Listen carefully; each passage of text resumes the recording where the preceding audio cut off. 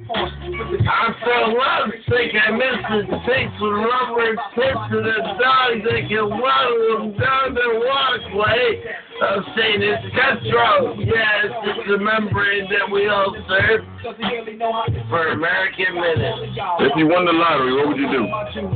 I would probably invite Charlie Sheen to a smokehouse. That's Me it? versus him. Fresh Shore versus the old little fucking Peabody. Everything. What would you do? What would you do if you won I the would lottery? smoke so much you call me Smokey Chunky, but Okie Okie. Not only that, but my brain was like a raisin down. It ain't even funny, you know? It's really fucking full-blown attack, you know? Just for the headache I have to involve in lights, camera, action!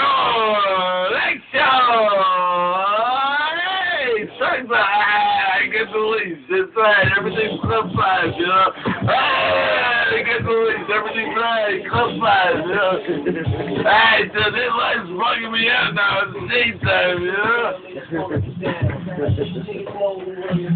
He gonna make me more famous than a fucking Marilyn Monroe on a hot date to get nuts on the knees.